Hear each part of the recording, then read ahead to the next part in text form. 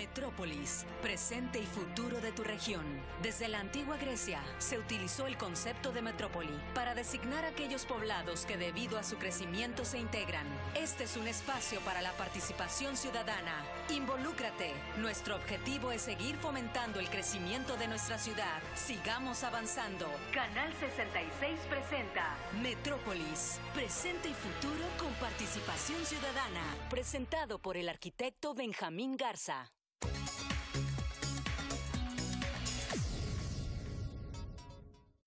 Bienvenidos a Metrópolis, presente y futuro con participación ciudadana.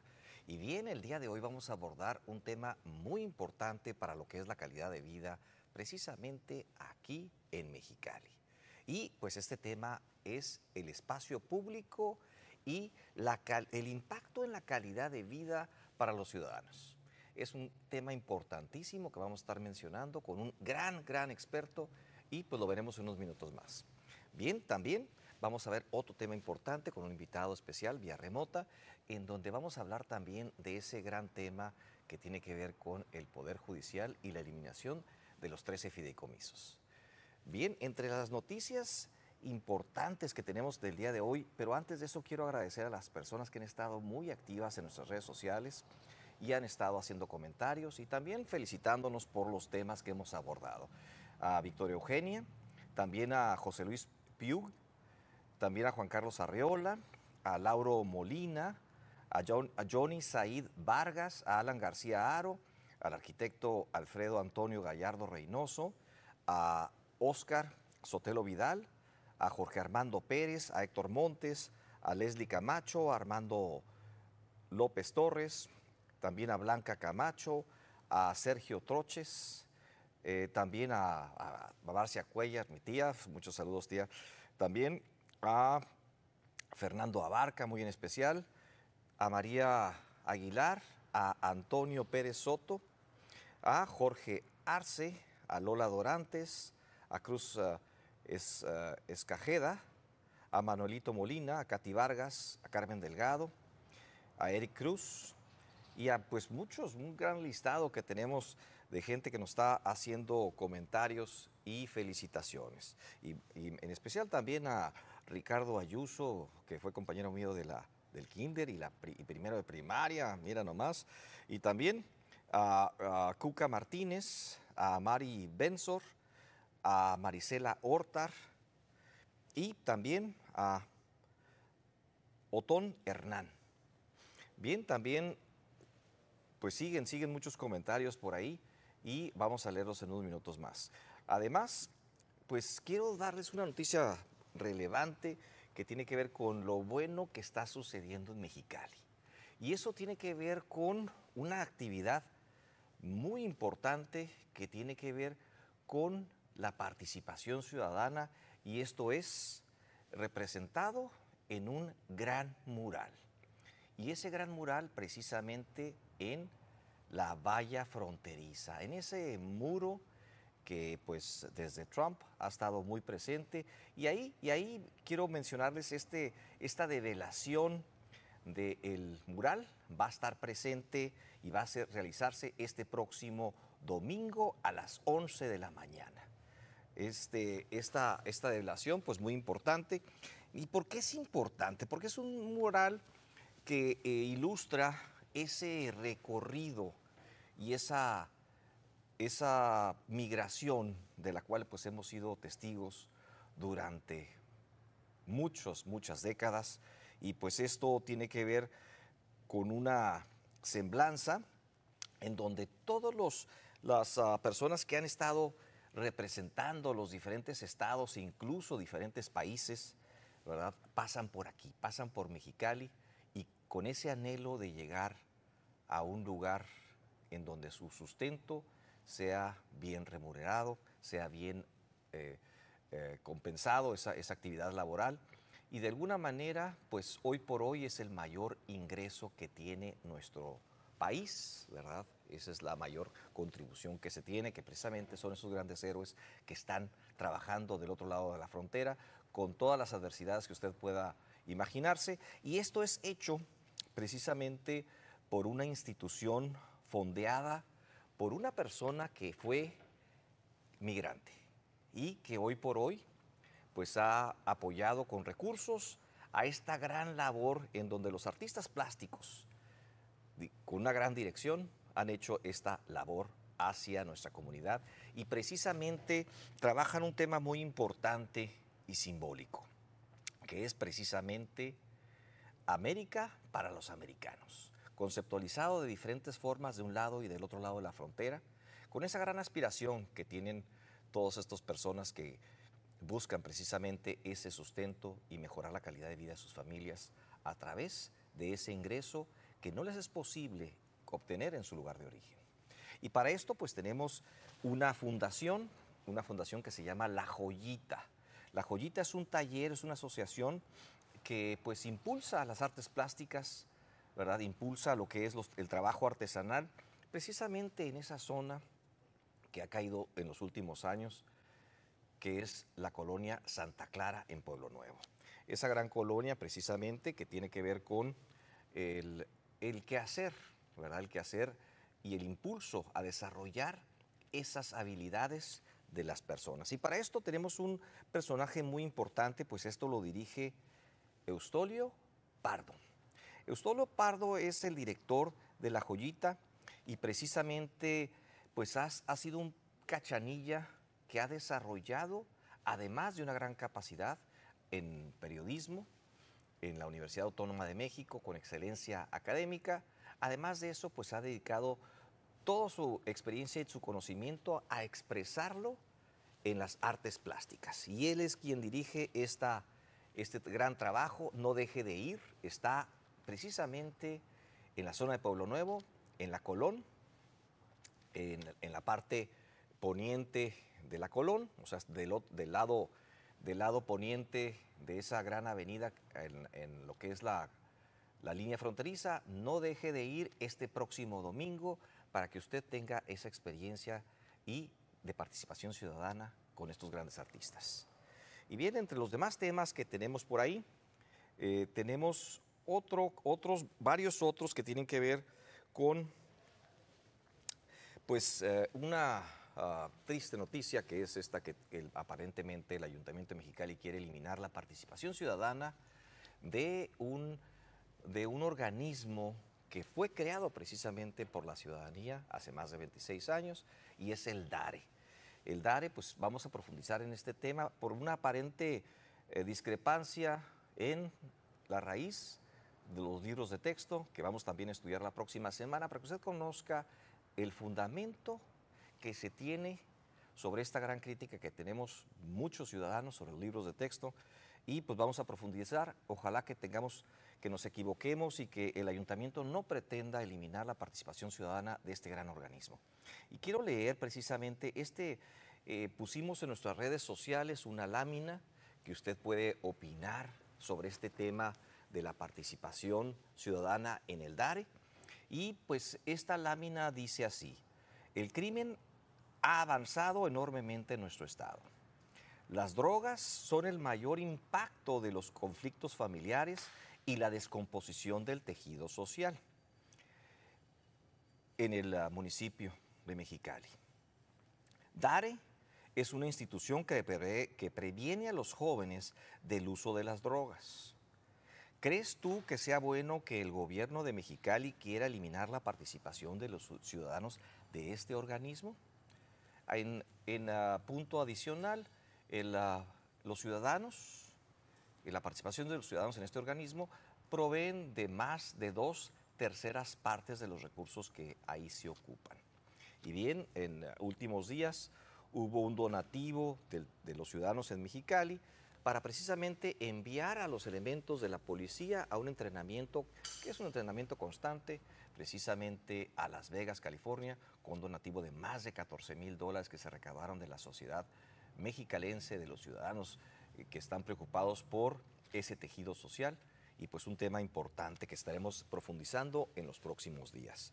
También otro de los temas importantes que tenemos para comentar el día de hoy es esto que tiene que ver con el Poder Judicial y la eliminación de esos 13 fideicomisos. Esos, pues básicamente tienen un impacto muy importante y para esto tenemos a un gran invitado que vamos a estar entrevistando y vamos a escuchar su opinión directamente en unos minutos más después de este corte comercial.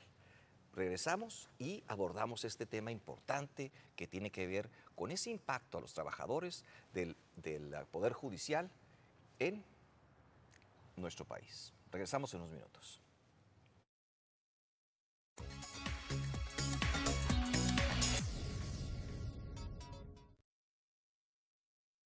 Regresamos después de este corte comercial para precisamente abordar un tema importantísimo para lo que es la legalidad de nuestro país y esto que tiene que ver con el recorte de 13 fideicomisos hacia los trabajadores del Poder Judicial de la Federación. ¿Qué quiere decir esto? Que prácticamente después de haber hecho una gran labor en esta institución y pues hacer los equilibrios que tienen que ver con el Poder Judicial, precisamente el Poder Legislativo, ¿verdad? También, y también lo que sería este poder que tiene que ver con lo que es la práctica. Y para eso tenemos a un gran invitado que, además de ser abogado de litigante, egresado de la UABC en 1991, ha sido un servidor público especializado en Derecho Constitucional. Este gran invitado que tenemos tuvo también experiencia como cónsul en Estados Unidos, representando a nuestro país.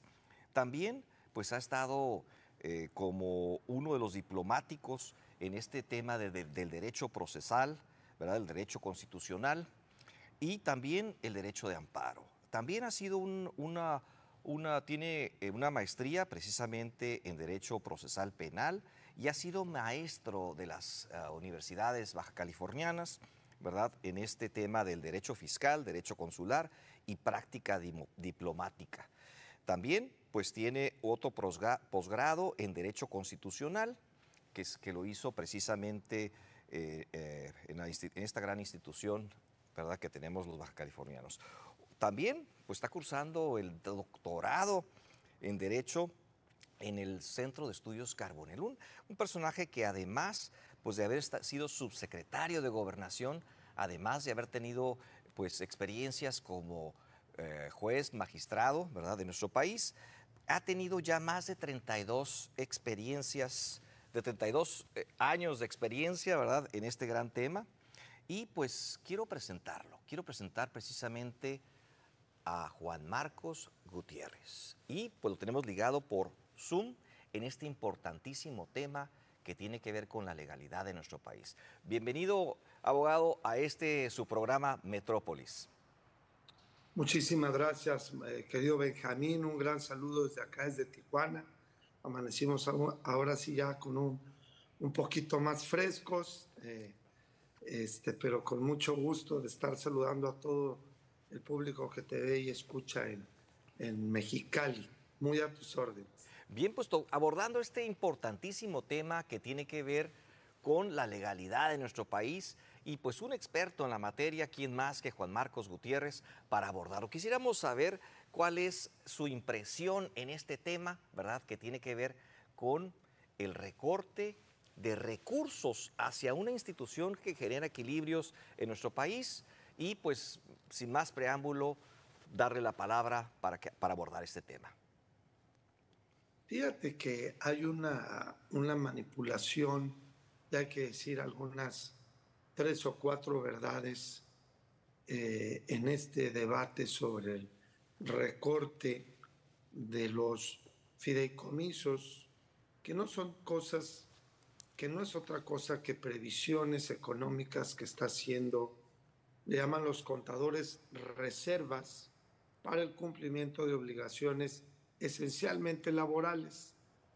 Fíjate que hace ratito que describías mi currículum, estaba yo precisamente pensando en las que vi, en las que sufrí, en los distintos andares en el servicio público. Y te puedo decir bien que el gobierno es un pésimo reservador,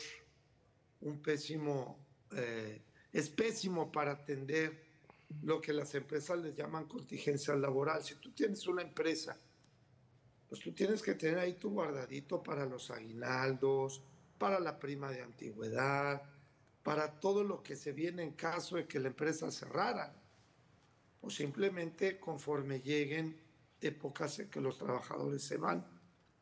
Esto que tiene el Poder Judicial, el 70-80% del contenido de estos fideicomisos, no son más que una forma, uno, de reservar y de guardar y de tener ahí los fondos necesarios para responder a derechos laborales de, oiganlo bien, 55,000 empleados tiene el Poder Judicial Federal en nuestro país. 55,000. Recordando que el Ejército tiene más de 200,000, que el sistema de administración tributaria tiene casi 40,000 empleados. Es decir, hay que tener una idea de la dimensión de lo que estamos hablando. No son 15,000 millones para los 11 ministros, eso es una falacia, es una gran mentira. Es la reserva que si tú divides, si hubiera que desaparecer el Poder Judicial como si fuera una empresa y los divides, esa cantidad, los 15,000 millones entre los 55,000 empleados, les toca de a 270,000 pesos a cada uno. O sea, es una tontería a la vez que una falacia lo que se está planteando. Y te decía que he visto cómo a la hora de que se cierran empresas públicas, se transforman dependencias, manía, por cierto, muy de este gobierno, la 4T, cambiarles de nombre, transformar a Notimex de una cosa en otra. Ya quisieran esas entidades haber tenido reservas en fideicomiso para hacer frente a sus obligaciones laborales. Entonces, no se vale, primero, que se roben, porque se quieren robar esos fondos que no hacen más que constituir reserva de la contingencia, es decir, de las obligaciones laborales de futuro y de retiro de 55,000 empleados, que claro, incluye a magistrados y jueces, quienes también tienen derechos. Número 2, querido Benjamín, esto es muy importante. Yo marché en defensa de nuestro poder judicial este domingo pasado en Tijuana, éramos cerca de 700 personas. Y lo hice siendo un abogado que a veces gana, a veces pierde en ese poder judicial. Pero decían una frase muy interesante, en esa imagen que ves ahí, ahí va tu servidor, ahí andaba ahí. Decían, ese soy yo, una frase muy interesante, decían, no son privilegios, también son nuestros derechos. Y no eran jueces ni magistrados, eran los empleados de las máquinas, de las copias, de los expedientes, de los que hacen los estudios preliminares, de los proyectistas, de los oficiales jurisdiccionales, secretarias, asistentes, es decir, todo el músculo del Poder Judicial defendiendo sus derechos. Tercero y último para esta primera respuesta que te doy. Si ya dijimos que no es más que la reserva económica de contingencias que debieran hacer todas las dependencias públicas y todas las empresas para que cuando cierran no le salgan a los trabajadores con el domingo 7 de que pues fíjate que no hay, ahí quédate con los fierros que encuentres. A mí me parece que se debe de respetar. Entonces es dinero de prestaciones laborales. Segundo, es una buena mecánica la de estos fideicomisos para tener eso reservado. Y tercero, no todo, de hecho la gran mayoría de estos fondos no vienen de recursos públicos. Ayer lo demostró en la sesión de la comisión que dictaminó esta infame reforma, lo develó muy bien el senador Germán Martínez Cázares. Demostró con los recibos cómo los oficiales jurisdiccionales aportan hasta el 40% a través de descuentos en su cheque, en su pago quincenal, les quitan un porcentaje que aportan a esos fideicomisos. Entonces, si el gobierno se queda con esos fideicomisos, y esta va a ser la razón por las que yo creo que los van a amparar, porque este dinero no se le está quitando al Poder Judicial como tal, se le está quitando a los trabajadores.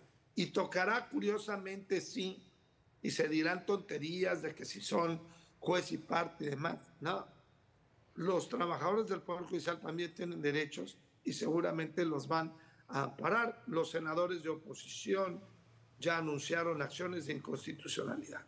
El único fideicomiso que es propio del Poder Judicial es el de infraestructura.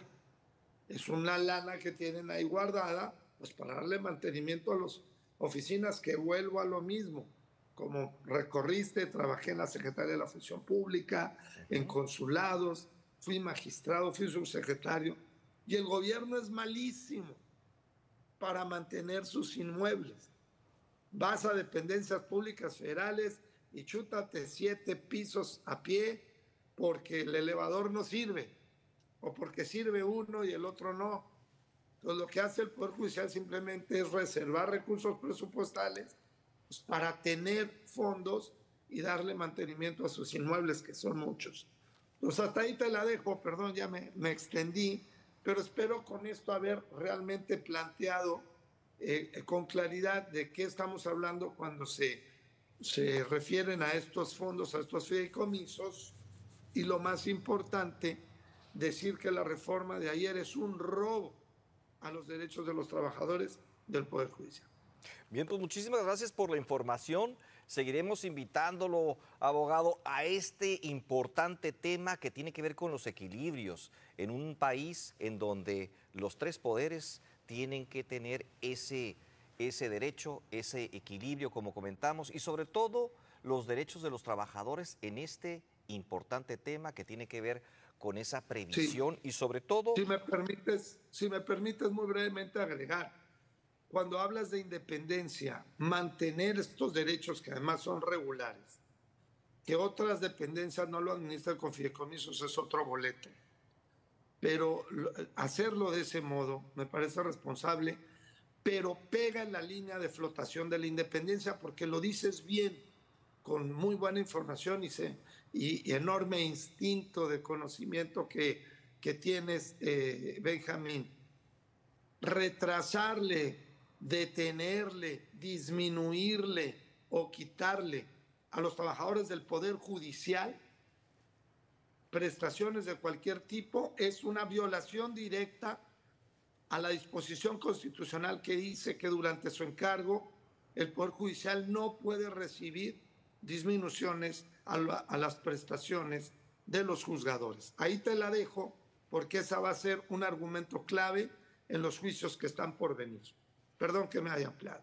Muchísimas gracias por tan importante información y pues abogado, seguiremos contactándolo para que nos siga dando esta información y pues sobre todo los avances de estos amparos, ¿verdad? Y de estas inconstitucionalidades que precisamente los trabajadores del Poder Judicial se están viendo afectados. Muchísimas gracias y los seguiremos invitando a entrevistas aquí en su programa Metrópolis. Muchísimas gracias. A la orden, buen día. Bien, pues vamos a ir a un corte comercial, pero antes quiero comentar que no solo el Poder Judicial ha sido víctima de... O sea, no solamente los trabajadores del Poder Judicial han sido víctimas de estos controles y pues rechazo de parte del Ejecutivo, sino que también el área de la salud. Y hubo una manifestación importante por precisamente médicos, enfermeras, precisamente por este recorte presupuestal que ha habido para la salud en México. Es también un tema que estaremos viendo próximamente y pues vamos a ir a un corte comercial para regresar con nuestro invitado del día de hoy y abordar este importantísimo tema que tiene que ver con el espacio público y la calidad de vida. Regresamos en unos minutos más.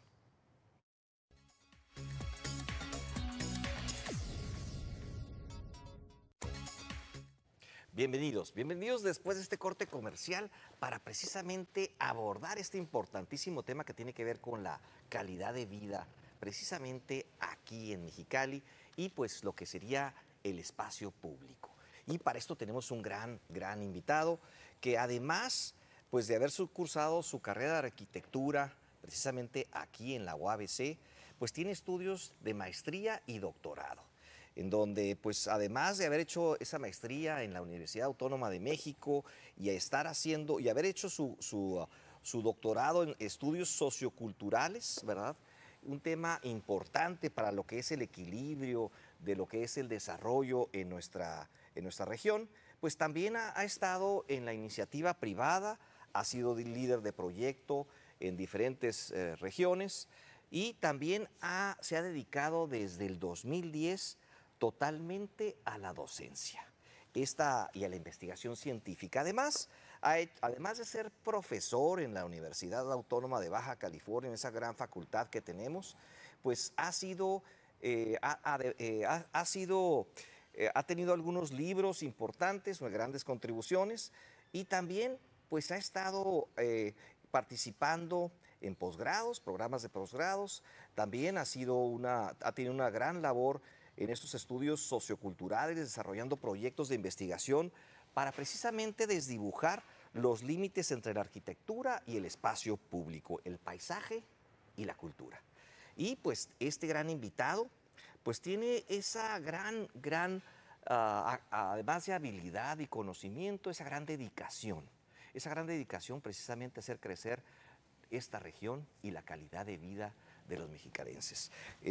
Además, pues ha sido expositor invitado en diferentes países, tanto Argentina, Cuba, España, Estados Unidos, Italia y Portugal, y pues también ha estado en diversas publicaciones y revistas, ¿verdad?, científicas, entre ellas Academia 22, también ha estado en Bitácora, en The Arc, o sea, de arquitectura, en Ciudades, en EURE, lo que sería también en Historia Mexicana, en URBS, y pues sin más preámbulo, además quiero decir que pues ha publicado en 2016 un libro sobre paisaje y a estos temas que tienen que ver con lo que es las ruinas, el arte, la arquitectura y la ciudad. Y pues además de eso está preparando un par de libros más, ¿verdad? Y quiero dar la bienvenida al doctor Alejandro Peinberg Duarte. Bienvenido a tu programa Metrópolis. Muchas gracias, arquitecto Benjamín, muy amable en hacer la invitación. No, pues más que encantado, y sobre todo pues eso que nos orgullece muchísimo a los mexicalenses y sobre todo a los arquitectos, pues de tenerte en esa distinción que es ser director de la Facultad de Arquitectura, ¿verdad? Y esa gran experiencia de sacar a todos esos jóvenes adelante, ¿verdad? Sobre todo, pues estos grandes retos que tuvimos en la pandemia, claro. Además, pues de sembrar esa inquietud en los estudiantes por hacer más y por contribuir con nuestra ciudad. Así es. Bien, y sobre todo, quisiera yo iniciar esta plática, ¿qué es el espacio urbano y cómo es que genera una mejor calidad de vida? Muy bien. Pregunta ahora sí que de examen a propósito de academia, ¿no? Bueno, el espacio público tiene múltiples definiciones, ¿no? ¿Y por qué? Pues porque es una noción, es un concepto que puede ser abordado desde diferentes disciplinas y que también tiene, pues, digamos, acepciones diversas justamente para estas diversas disciplinas. Por ejemplo, para nosotros los arquitectos, espacio público es ese espacio vacío que ha sido proyectado, que puede ser proyectado, diseñado, habilitado para una serie de actividades, ¿no? Un parque, una calle, una plaza, una plazoleta, un espacio de transición entre lo privado y lo meramente público. Pero para la sociología, espacio público es otra cuestión, para la política es otra cosa, para la antropología, pues no es una cuestión abstracta, sino es una cuestión en donde se manifiestan las diferencias entre los distintos, digamos, sujetos que forman parte de una comunidad, ¿no? Pero bueno, pues es digamos, en términos más generales, pues es un concepto, no podemos decir que es un lugar precisamente, sino que es un concepto que pues responde a la complejidad de las diversas disciplinas y que puede tener lugar en la concreción, digamos, de pues vivir el conflicto, ¿no? O digamos dar muestra de la simetría que se refleja en los diferentes perfiles sociales o sujetos sociales. Por ejemplo, pues alguien que tiene una posición de poder frente a alguien que tiene una posición contrahegemónica y que se encuentran en el espacio público. Pero también pues es un lugar que procura estas condiciones o estos valores cívicos como la armonía, la democracia, y ese es, digamos, como ese espacio público desde la ideología, ¿no? que es el ideal y que se busca justamente desde el poder, desde la administración, buscar ese bienestar, ¿no? Por eso esta vinculación del espacio público con el bienestar, que es lo que busca desde, digamos, desde ese aspecto político abstracto, ¿no? Bien, ¿y cómo es que un ciudadano puede beneficiarse con esa calidad en el espacio público? ¿Qué significa para un ciudadano el poder tener espacios públicos de calidad? Bien, esta cuestión también tiene mucho que ver con el contexto geográfico.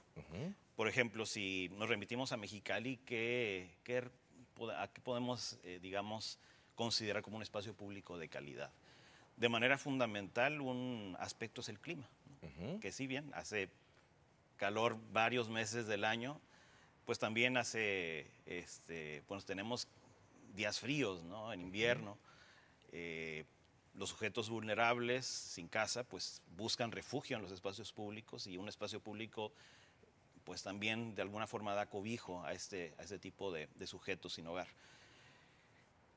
¿Qué pudiera significar bienestar? Bueno, un espacio sombreado, un espacio adecuado, un espacio que no sea hostil para estas condiciones, no solo para cubrir, digamos, necesidades o un bienestar individual, sino un bienestar colectivo, ¿no? Podemos hablar de otras ciudades, por ejemplo, ahora que vemos condiciones digamos, naturales, por ejemplo, en La Paz o en Puerto Vallarta, ¿no? ¿Qué condición debe cumplir un espacio público? Pues un espacio público también se puede convertir en un lugar para la contingencia, ¿no? Para una cuestión de desastres, bueno, cumplir con ciertos requerimientos para poder resguardar a una población determinada. Entonces la condición de bienestar pues puede ser igual que el propio concepto de espacio público, muy amplia, ¿no? Y pues también puede ser un espacio para manifestaciones de índole diverso, como las que comentabas hace un momento, ¿no? Es el espacio en donde ese vínculo con el poder se hace pues de manera ineludible, y pues es el espacio en donde uno es visto y es también para ser visto, ¿no? Desde un aspecto, digamos, romántico, ¿no? Como aquella idea de ir a la plaza, dar vuelta en el kiosco para encontrarse con un prospecto, ¿no? Amoroso, hasta un espacio para manifestar un malestar político determinado o digamos, social o cultural, ¿no? No, un tema importantísimo en donde pues eso pues me hace recordar pues muchos eventos, muchos lugares, ¿verdad? Sobre todo aquella antigua Grecia, ¿no? En donde empiezan a generar todo este tipo de facilidades para esa democracia, esa participación de los ciudadanos, y pues también ese proyecto de la paz en donde los que fuimos testigos de esa transformación pues vemos cómo hace crecer un puerto que de alguna manera pues estaba deprimido económicamente, y pues este conjunto del proyecto que quisiera que lo platicamos un poquito más, ¿verdad? Cómo es que benefició a ese puerto y pues esa transformación que se hace en ese corredor enfrente de la playa. Bien, yo creo que la clave en este tipo de proyectos es que se sigue comportando como un espacio para todos, ¿no? Así como en su concepción es un concepto que cubre diversas disciplinas o campos, digamos, del conocimiento, en lo teórico, ya en los términos prácticos, digamos, aterrizados en el piso, caminando, pues debe ser un espacio para todos, no solamente para un sector, ¿no? Suele suceder en los años más recientes que la transformación del espacio público se da en beneficio de un sector, del capital, del mercado. Vamos a habilitarlo para que el turismo, digamos, logre tener, digamos, o cumplir con estas condiciones, ¿no? Y ponemos las letras que dicen La Paz y la foto y demás, pero ese espacio que está dedicado a un sector es un espacio segregador, o sea, excluye a otros sectores de la población, a otros sujetos urbanos también, y bueno, no cumple con esa categoría de ser un espacio para el bienestar, ¿no? Satisface algunas necesidades, pero toma un cierto sesgo. Eso es lo que le llamamos de alguna manera desde, digamos, lo socioespacial, le llamamos gentrificación, ¿no? Que es, digamos, como ese llamado, en términos un poco más castellanos, el aburguesamiento de un espacio, ¿no? Un espacio para los privilegiados que tienen acceso a un capital y que, bueno, el espacio sigue siendo público, pero para permanecer ahí tienes que consumir algo, comprar algo, y a alguien que está fuera de ese orden ya resulta, digamos, fuera de lugar. Interesante tema que lo vemos en aquellas playas brasileñas en donde veíamos esa playa con dos colores, ¿verdad? Donde hacían aquella remembranza a la fusión de dos razas, la africana y pues en este caso la portuguesa, ¿verdad? En donde también hacen la sátira de que son dos líneas que nunca se juntan, ¿verdad? Exacto. Sí, Recuerdo sí. ese proyecto, pero también recordamos otros proyectos de los brasileños, como precisamente esos que están en Curitiba y esa gran mejora que se hace a lo que es la movilidad a través precisamente del espacio urbano, en donde se generan estos corredores verdes y también pues se hace un gran apoyo a esa economía de los brasileños, en donde precisamente bajan el costo de su movilidad, ¿verdad? Para precisamente generar esa calidad de vida. Y pues ahí recordamos a un gran arquitecto, ¿verdad? Jaime Lerner, que tuve la oportunidad de conocerlo, cenar con él y su esposa, en donde pues él nos hacía algunos comentarios muy importantes sobre esta responsabilidad social que tenemos los arquitectos y como bien acaba de comentar mi estimado arquitecto, el equilibrio en la sociedad. Porque tenemos que considerar a todos, porque al final de cuentas son espacios públicos que deben de generar precisamente ese equilibrio que tiene que ver con esas consideraciones que tenemos y los derechos que tenemos todos los ciudadanos, ¿verdad? Gran equilibrio que hay que forjar. Y, por ejemplo, ¿cómo pudiéramos ver un ejemplo, algún proyecto, ya sea aquí en Mexicali o en alguna otra población, que pudiéramos hacer, ejemplificar ese equilibrio social? Buena pregunta, ¿no? Buena pregunta y es, digamos, una tarea pendiente todavía para mí, porque pues, digamos, parte de mis momentos así como de diversión también está pues el viajar, ¿no? Y el conocer estos espacios que cumplan, digamos, con todas estas nociones. Es realmente muy difícil, ¿no? Es sumamente difícil, es casi que un ideal cumplir, digamos, con nuestras condiciones, ¿no? En donde haya una condición de equidad, de seguridad, de accesibilidad, ¿no? O de universalidad más que de accesibilidad.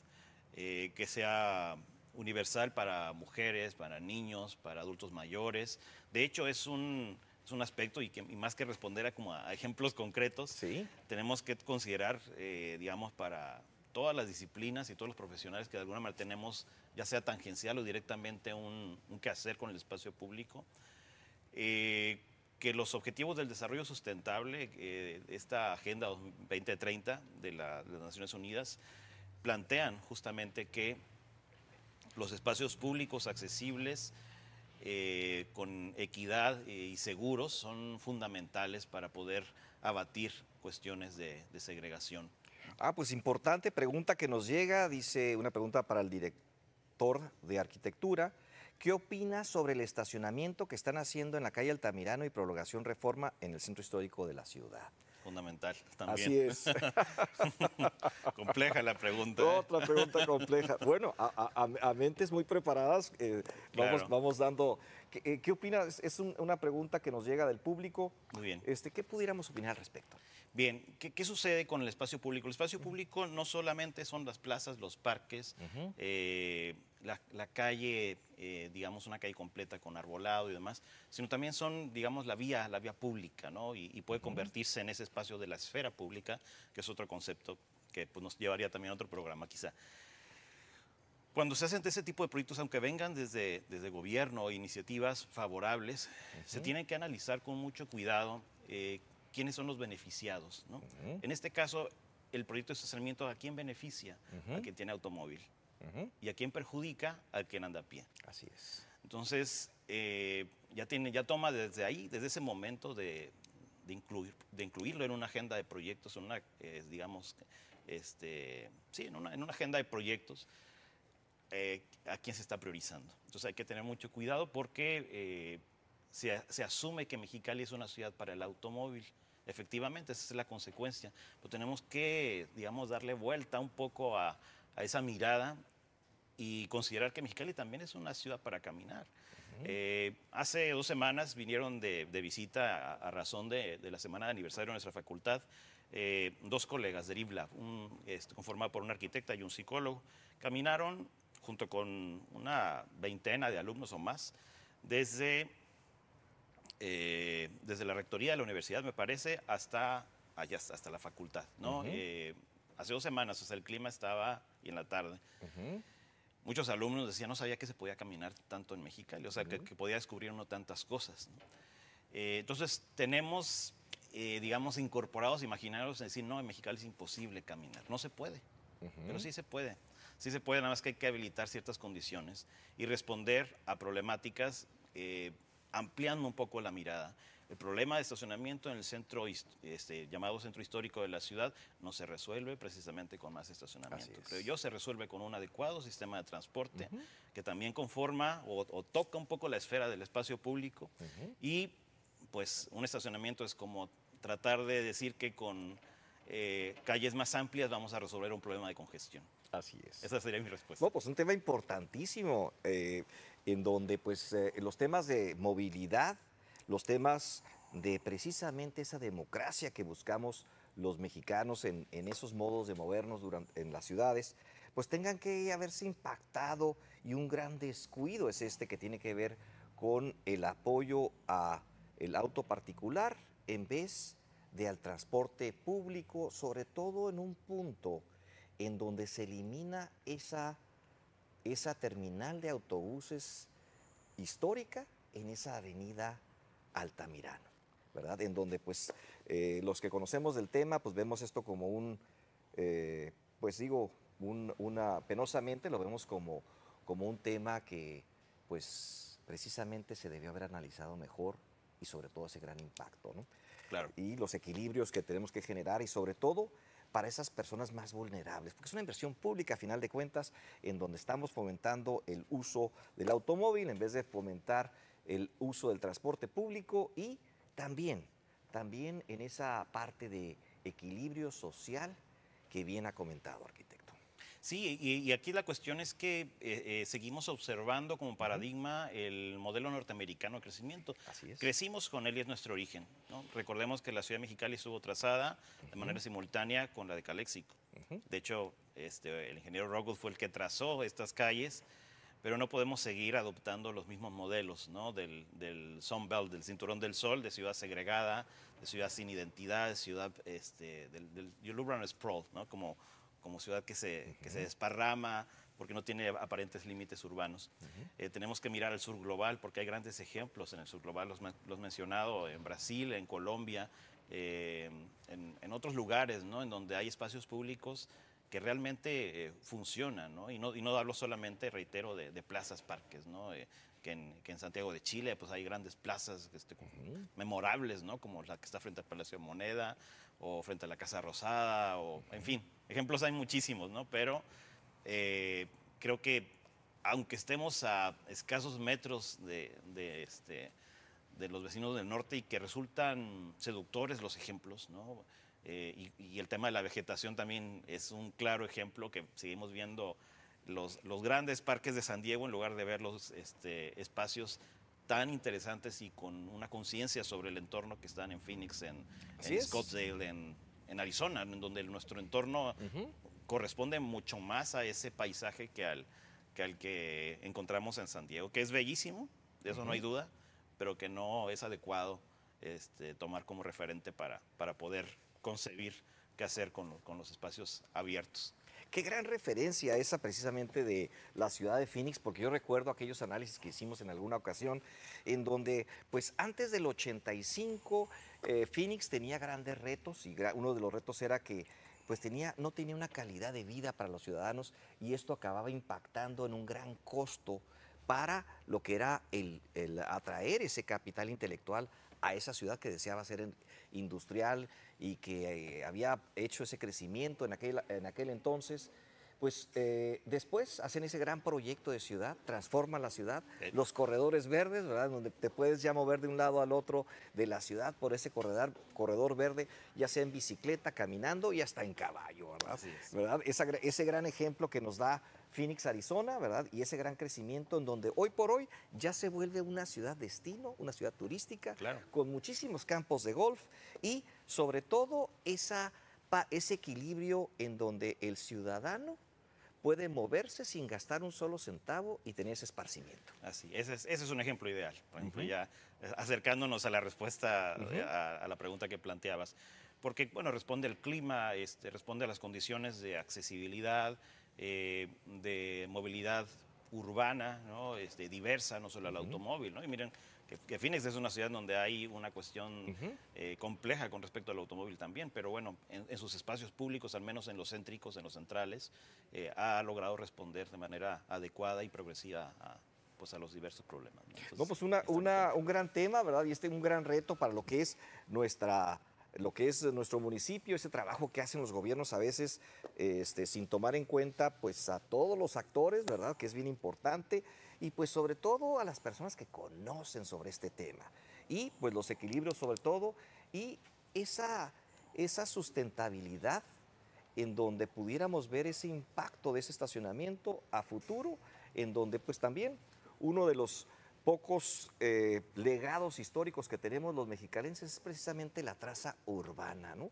Y hoy por hoy pues la vemos precisamente con este proyecto, la vemos en un gran peligro, ¿verdad? Porque pues, se va a cambiar la traza y pues grandes retos que tuviéramos. Y además, ¿con qué quisiéramos concluir este programa? Además de que yo invito a la población que se acerque a la Facultad de Arquitectura, vean todos esos trabajos que hacen los alumnos, ¿verdad? Y ese crecimiento y esa participación que seguramente en esa gran creatividad que tenemos todos cuando fuimos estudiantes, ¿verdad? Podemos contribuir con una ciudad como la de Mexicali. Claro.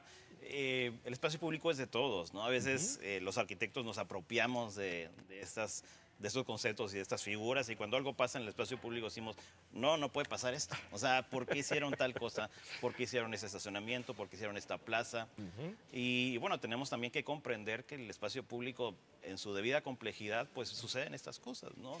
Digamos, irnos desplazando o moviendo hacia la mirada antropológica, por ejemplo, que observa pues los fenómenos desde los sujetos, desde abajo, igual adoptar también la mirada del sociólogo que encuentra en las relaciones sociales de conflicto pues condiciones que son innegables en una plaza, en un parque, en un estacionamiento, en un cruce fronterizo incluso, ¿no?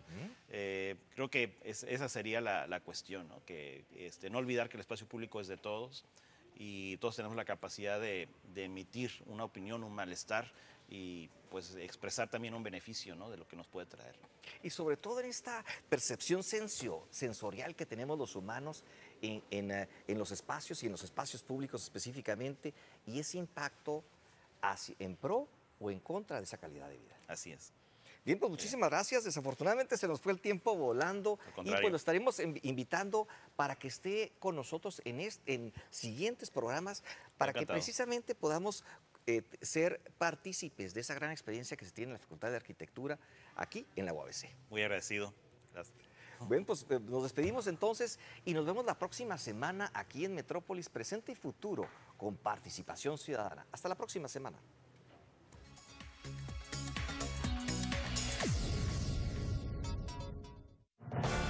Metrópolis, presente y futuro de tu región. Desde la antigua Grecia se utilizó el concepto de metrópoli para designar aquellos poblados que debido a su crecimiento se integran. Este es un espacio para la participación ciudadana. Involúcrate. Nuestro objetivo es seguir fomentando el crecimiento de nuestra ciudad. Sigamos avanzando. Canal 66 presenta. Fundación Intermedia.